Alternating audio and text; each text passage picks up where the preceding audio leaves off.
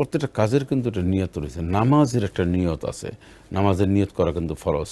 এখন প্রত্যেকটা কাজ তার নিয়তের উপর ভিত্তি করুন। নিয়ত যত সহি শুদ্ধ হবে, এরাদা চিন্তা চেতনা যত সহি শুদ্ধ হবে, তত সব আমি বেশি পাব, উপকৃত আমি বেশি হব। ঠিক সিয়াম সাধনা বা রোজারও একটা নিয়ত করা ফরজ। আসসালামু আলাইকুম ওয়া রাহমাতুল্লাহি ওয়া বারাকাতুহু। বিসমিল্লাহির রহমানির রহিম। আলহামদুলিল্লাহি কাফা ওয়া সালামুন আলা ইবাদিল্লাযিনা ইসতাফা, আম্মা বাদ।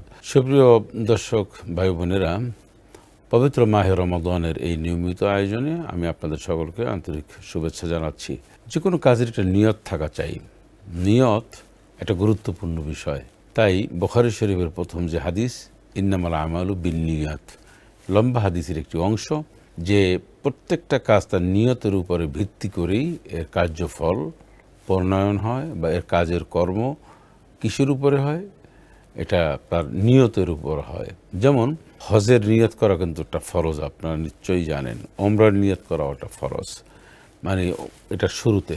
আমি জাকাত দিব, দান সদকা এমনি, আর জাকাত এটাও একটা ফরজ, নিয়ত থাকতে হবে আমার। প্রত্যেকটা কাজের কিন্তু একটা নিয়ত রয়েছে। নামাজের একটা নিয়ত আছে, নামাজের নিয়ত করা কিন্তু ফরজ।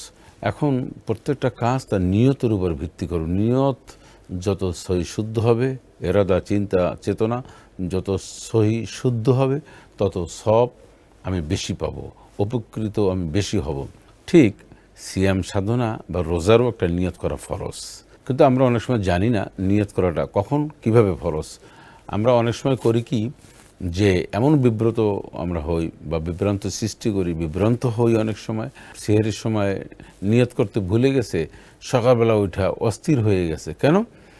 যে আমি তো রোজার নিয়তটা আমি করি নাই।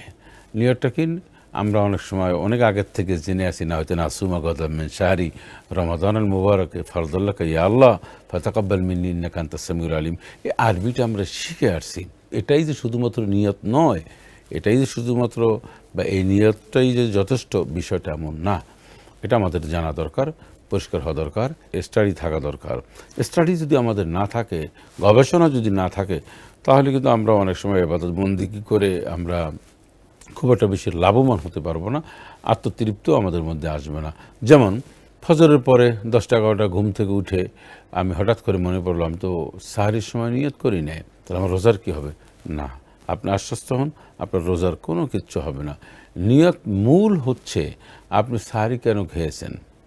রোজার প্রথম দিনই তো আপনি নিয়ত করেছেন, প্রত্যেকটা দিন আপনি সাহারি খাচ্ছেন, ইফতারি খাচ্ছেন এবং আগামীকাল রোজা রাখবেন, এই যেটা চিন্তা চেতনা। এবং একদিন তো আপনি চিন্তা করেই রেখেছেন যে আমি 30টি রোজা রাখবো, সারা মাস রোজা রাখবো, এই এক নিয়ত। তারপরে প্রত্যেকটা দিন আপনি সাহারি খাচ্ছেন, ইফতারি খাচ্ছেন, এই যে কামাচার বর্জন করছেন, পানাহার বর্জন করছেন, এটা কি সিয়াম সাধনার জন্য নয়?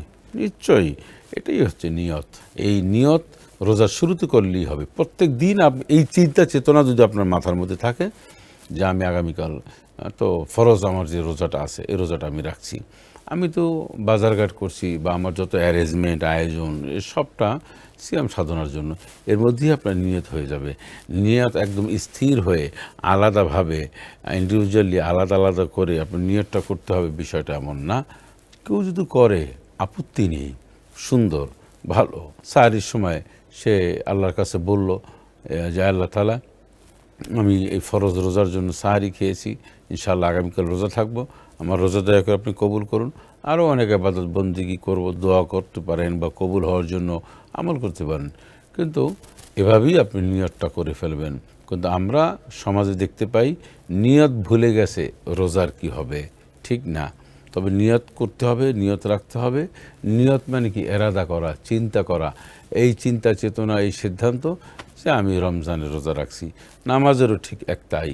আপনার বলতে হবে না যে এখন যা আসরের সময় গিয়ে যে আমি আসরের 4 রাকাত ফরজ নামাজ কিবলামুখী হইয়া ইমামের পিছনে আদায় করে দিয়েছি, আল্লাহু আকবার, এমনটি না। আপনি যদি নিয়ত করেছেন রোজা, আসরের নামাজের জন্য উজু করেছেন, বাসা থেকে বের হয়েছেন, মসজিদে ঢুকেছেন, এটাই আপনার পুরোটা নিয়ত হয়ে গেছে। এটা হচ্ছে একদম ইসলামিক স্কলারদের কথা।